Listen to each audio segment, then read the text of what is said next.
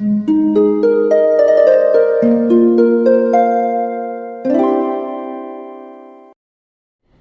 वालेकुम, welcome back to my channel. तो आज का टॉपिक है कुछ चीज़ें जो वाकई काम आती हैं लेकिन हम मानते नहीं। इस पे बात होगी, लेकिन आगे जाने से पहले प्लीज़ चैनल को सब्सक्राइब कीजिए, क्योंकि इस चैनल पे मैं डेली वीडियोस बनाती हूँ, तो हो सकता है कोई बात आपके काम आ जाए। बहुत सी बातें हमें बचपन से बताई जाती हैं कि ये चीज़ ऐसे काम, इससे काम होता है, ये इस चीज़ से काम हो जाता है, ये इस चीज़ से फ़ायदा पहुँचता है हमें, लेकिन हमने कभी क्योंकि उसको किया नहीं होता, या हमें वो शायद एक मिथ लगती है, हमें लगता है इसमें सच्चाई नहीं है कि ये काम होगा या नहीं होगा, इससे ये चीज़ वाकई ऑथेंटिक है या नहीं। लेकिन जब हमने वो किया, लोगों ने वो किया, उससे फ़ायदा उठाया, तब हमें पता चला कि ये चीज़ें वाकई काम आती हैं। शायद हमें इतना पता नहीं था, या हमें इतना अंदाज़ा नहीं था, या हमें बताया गया था कि ये एक मिथ है या इसमें काम नहीं हो सकता। लेकिन कुछ चीज़ें ऐसी हैं जो वाकई काम आती हैं, आसान भी है, काम भी आती है, लेकिन हम शायद समझते नहीं, या हमें इतना यकीन नहीं है। तो वो मैं आपको बताती हूँ। तो पहली चीज़ जो है वो है मुताला, बुक्स का या किसी भी चीज़ का। जब आप कोई भी ऐसी जो आपकी फील्ड से मुतालिक है या आपकी फील्ड से मुतालिक नहीं भी है, लेकिन आपने दिन में 1 घंटा, 2 घंटा, 3 घंटा, जो भी जितना भी आपको टाइम मिलता है, बाज़ लोगों को ज़्यादा टाइम मिलता है, कुछ लोगों को कम टाइम मिलता है, तो उसी हिसाब से उन्होंने मुताला किया या उस मुताले के लिए या वक्त निकाला, तो उनकी ज़िंदगी बदल जाती है। आपने बहुत से ऐसे लोगों, कामयाब लोगों के जब आप वाक़यात सुनते हैं, उनके किस्से सुनते हैं, उनकी बातें सुनते हैं, तो उनमें ये चीज़ लाजमी होती है कि उनमें मुताला होता है। मुताला उन्हें उनके दिमागों को खोलता है, तभी वो जाके कामयाब होते हैं। हमें लगता है ये बस कहने की बात है कि 1 घंटा या आधा घंटा एक किताब को दो या वक्त निकालो, तो इससे क्या होगा, इससे कोई फ़ायदा, ज़िंदगी में कोई तब्दीली नहीं आएगी। नहीं, आप निकाल के देखिए उसके लिए वक्त। वो बुक्स हो सकता है आपकी, हो सकता है आपका इस वक्त कोई ऐसा कोई ऑथेंटिक कोई टॉपिक ना हो जिस पे आप देखना चाहते हैं कुछ, या कुछ इन्फॉर्मेशन चाहते हैं, लाजमी नहीं है। कोई भी ऐसी बुक जो आपको आपकी सिचुएशन से निकाल सके, ऐसी बहुत सी बुक्स हैं, ऐसी बहुत सी किताबें हैं जो आपको आपकी उस जिस सिचुएशन में आप हैं उससे निकालती हैं।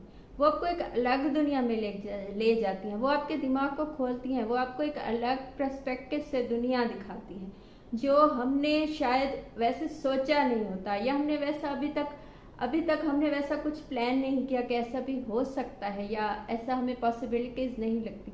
लेकिन आप उस किताब के थ्रू आप दुनिया को एक नई सिमत से देखते हैं, अपने आप को एक नई सिमत से देखते हैं, तो आपको बहुत कुछ समझने में, बहुत से कामों में आसानी होने लगती है।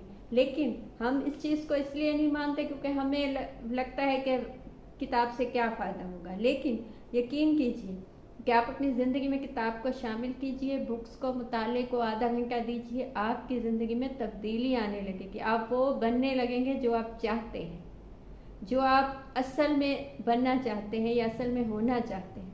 तो ये चेंजेस किताब आपकी ज़िंदगी में लाएगी। सेकंड चीज़ जो है, जो लाजमी फ़ायदा देती है लेकिन हम मानते नहीं हैं, वो है मेडिटेशन।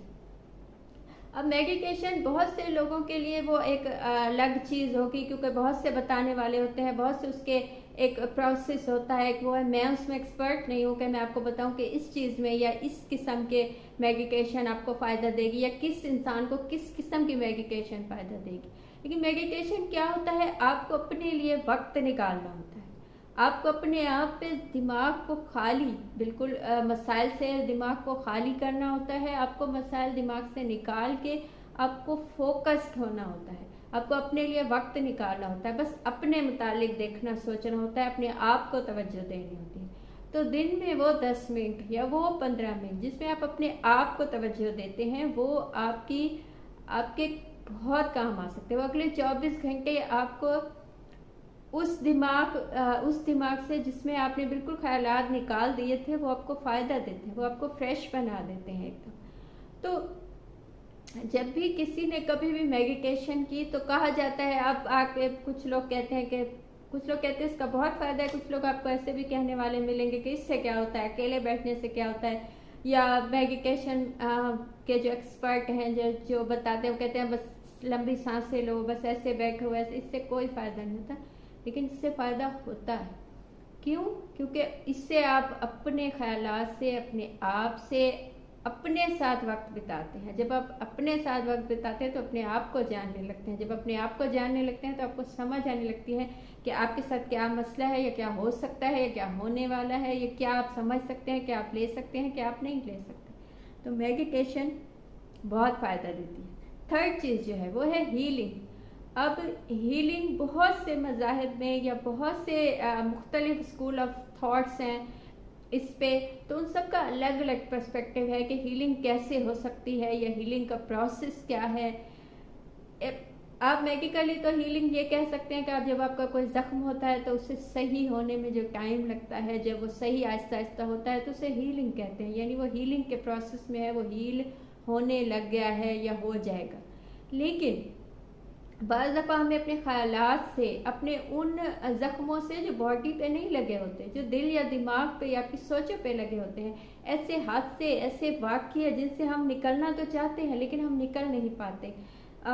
कुछ ऐसा लाइफ में होता है, शौक होता है, कोई ऐसी चीज़ होती है जो कहीं अटक जाती है हमें, तो उससे निकलने के लिए हमें हीलिंग चाहिए होती है। अब हीलिंग के बहुत से प्रोसेस हैं, लेकिन कुछ ऐसे हैं जिनको मैं क्योंकि जानती हूँ तो मैं इसीलिए बता सकती हूँ कि वाकई काम आते हैं, वो वाकई काम आते हैं। जैसे अब क्रिश्चियनिटी में एक पानी में एक उसको डबोया जाता है, एक बच्चे को, उसको उससे हील किया जाता है, या किसी भी इंसान को। मुख्तलिफ मज़ाहिब में इसके मुख्तलिफ वो हो सकते हैं। हिंदुज़म में कुछ अलग होंगे, इस्लाम में कुछ अलग है हीलिंग के प्रोसेस। दम किया जाता है, या किसी को उस चीज़ में यानी किसी को कुछ वज़ाइफ दिए जाते हैं, इतने दिन के, 30 दिन के, 40 दिन के, या 10 दिन के। इवन कि आपका कोई भी मज़हब, आपका कोई भी बिलीव है, उसी के मुताबिक खुद को हील कीजिए, क्योंकि हीलिंग आपको उस सिचुएशन से जिसमें आप स्टक हैं आपको निकाल देगी, वाकई निकाल देती है। क्योंकि वो ज़ख्म आपके हील होने लगते हैं जो दिखाई नहीं देते, लेकिन आपके साथ होते हैं, आपके पास होते हैं। चौथी चीज़ है वो है इबादत। अब फी ज़माना ऐसा वक्त आ गया है कि लोग इस सिमत में जाना नहीं चाहते, लोगों के पास टाइम नहीं है, या दुनिया इतनी प्रैक्टिकल हो गई कि उन्हें लगता है इबादत से या नमाज़ों से या इस चीज़ों से क्या होगा। अब इबादत में खाली इस्लाम में नहीं कहूँगी, क्योंकि बहुत से मज़ाहिब में बहुत सी इबादत हैं, अलग अलग उनके प्रोसेस हैं, अलग अलग चीज़ें हैं जो की जाती हैं। लेकिन यकीन कीजिए कि आपको जिस चीज़ में भी, आप जिस भी मज़हब में हैं इस वक्त, और जो चीज़ आपको सुकून देती है इबादत में, या ऐसी जगह बाज़ औक़ात होती हैं जो हमें सुकून देती हैं, तो आपको सुकून देती हैं तो आप वहाँ जाइए। क्योंकि आपका दिमाग जब मानता है कि आपको वहाँ सुकून मिलता है तो आपको वाकई मिलता है, आपकी बॉडी को, आपके जिस्म को वहाँ सुकून मिलता है, वो चीज़ें वाकई काम आती हैं। तो आप जिस भी मज़हब से हैं, जिस भी खुदा को मानते हैं, उसके मुताबिक जो भी है, दिन में 10 मिनट या आधा घंटा या जितना उसमें टाइम लगता है, उसके लिए टाइम निकालिए। आपको आपकी ज़िंदगी चेंज लगेगी और इससे वाकई ज़िंदगी में आप में तब्दीली आएगी। ये चीज़ काम आती है, चाहे आप इसको माने या न माने। जिन्होंने किया होगा, जिन्होंने अब तक नहीं किया, तो वो इस चीज़ को स्टार्ट करके देखें तो उनको फ़ायदा होगा। पांचवी और लास्ट चीज़ जो है वो है अच्छी बातें, अच्छा जिक्र। कहा जाता था पहले भी कि ज़बान से अच्छी बात निकालो, हमें हमेशा से सिखाया जाता है। लेकिन अब आके, क्योंकि साइंसदान भी ये कहते हैं कि जो भी बात आप बोली जाती है, या जो भी बात बार बार आप कहेंगे, वो सच होने लगती है। तो जितनी आप अच्छा बोलेंगे, जितनी आप अच्छी बातें मुँह से निकालेंगे, आपको फ़ायदा होगा, चाहे आप इस चीज़ को माने या न माने। जितना आप पॉजिटिव बोलेंगे उतना पॉजिटिव चीज़ें आएंगी, जितना आप नेगेटिव बोलेंगे, जितना आप बोलेंगे कि कुछ नहीं है, कुछ नहीं है, उतना कुछ नहीं होगा। जितना आप कहेंगे कि सब कुछ है, अल्हम्दुलिल्लाह सब कुछ है। इसीलिए ऐसी चीज़ें हमें सिखाई गई हैं इस्लाम में, तो कि हम वो बोलें ताकि उससे फ़ायदा, क्योंकि इससे वाकई फ़ायदा होता है। चाहे आपको ना लगता हो, लेकिन एक दफ़ा आजमा के देखिए, आपको इससे वाकई फ़ायदा होगा। तो ये थी आज की बात। आपको कुछ अच्छा लगा हो, मुझसे कुछ पूछना हो या बताना हो तो कमेंट कीजिए, या इंस्टा पे मैसेज कीजिए, कॉल सेशन बुक कीजिए, उसकी डिटेल्स भी आपको इंस्टा पे मिल जाएंगी। Thank you.